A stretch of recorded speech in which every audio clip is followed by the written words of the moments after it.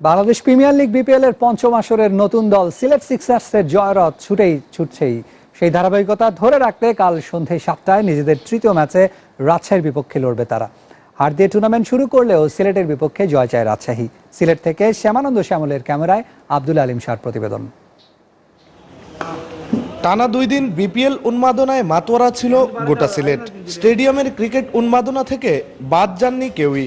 মাঝে একদিন বিরতির পর কাল আবার দেখা যাবে টি-20-র রোমাঞ্চ।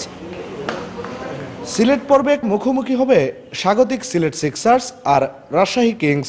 জেলা স্টেডিয়ামের অনুশীলনে সিলেট সিক্সার্সের মূল টিমকে দেখা যায়নি, তবে সাইড বেঞ্চে থাকা ক্রিকেটারদের ভালো করেই পরখ করেছেন দলটির কোচ।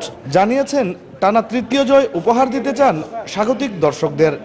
নেক্সট 2টা ম্যাচও আমাদের সক্ষমতা যা আছে, আমাদের স্ট্রেংথ যেখানে আছে সেই জায়গাগুলো আমরা কাজ করব এবং সেভাবেই আমরা খেলব। কনফিডেন্ট যে পরের ম্যাচে 2টা ম্যাচ জয় সম্ভব?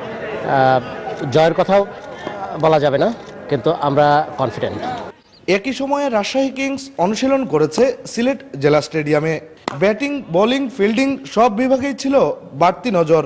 ডেরেন সামি, মুশফিকরা বিপিএলে নিজেদের পয়েন্ট টেবিল খুলতে চান স্বাগতিকদের বিপক্ষে জয় দিয়ে। ক্রিকেট খেলার মাঠে কিন্তু অবভিয়াসলি যে ক্রাউডি, তারপর হোম অ্যাডভান্টেজ এটা থাকবেই, বাট তারপরও নিজেকে মেন্টাল তৈরি করতে হবে ওই রকম যে না, আমরা একটা ম্যাচ করে আগাবো। যেমন সিলেট 2টা ম্যাচ জিতেছে, আমাদের অপরচুনিটি আছে সামনের ম্যাচে আমরা যদি উইন করতে পারি তাহলে আমরা আবার ওদের চেয়ে উপরে চলে যাবো। সো এইটাই, খেলাটা এরকমই হয়। প্রথম 2 ম্যাচে জয়ের পর আত্মবিশ্বাসী সিলেট সিক্সার্স পরবর্তী ম্যাচ রাজশাহী কিংসের বিপক্ষে জয়ই ভাবছে। আর রাজশাহী কিংস প্রথম ম্যাচে হারলেও দ্বিতীয় ম্যাচে জয় নিয়ে ঘুরে দাঁড়াতে চায়। আব্দুল আলিম শাহ, এসএটিভি, সিলেট। এর আগে দিনের প্রথম ম্যাচে কাল দুপুর 2টায় কুমিল্লা ভিক্টোরিয়ান্সের মুখোমুখি হবে চিটাগাং ভাইকিংস। বিপিএল শুরুর 3 দিন পর প্রথমবারের মতো মাঠে নামতে যাচ্ছে চিটাগাং। তাই জয় দিয়ে আসর শুরু করতে চাইছেন দলের আইকন ক্রিকেটার সৌম্য সরকার। তাই জেলা ক্রিকেট স্টেডিয়ামে প্রস্তুতি সেরে নিয়েছেন তাসকিন সৌম্যরা। অন্যদিকে সিলেট সিক্সার্সের বিপক্ষে হার দিয়ে আসর শুরু করেছে কুমিল্লা। ঘুরে দাঁড়ানোর মিশনে প্রথম ম্যাচের ভুলগুলো করতে চান না কুমিল্লা ভিক্টোরিয়ান্সের রক্ষক ব্যাটসম্যান লিটন দাস। এ ম্যাচেও পাওয়া যাবে না দলের আইকন ক্রিকেটার ও দলের অধিনায়ক তামিম ইকবালকে। তাই প্রতিপক্ষ নিয়ে একটু বেশি সতর্ক সাবেক চ্যাম্পিয়নরা।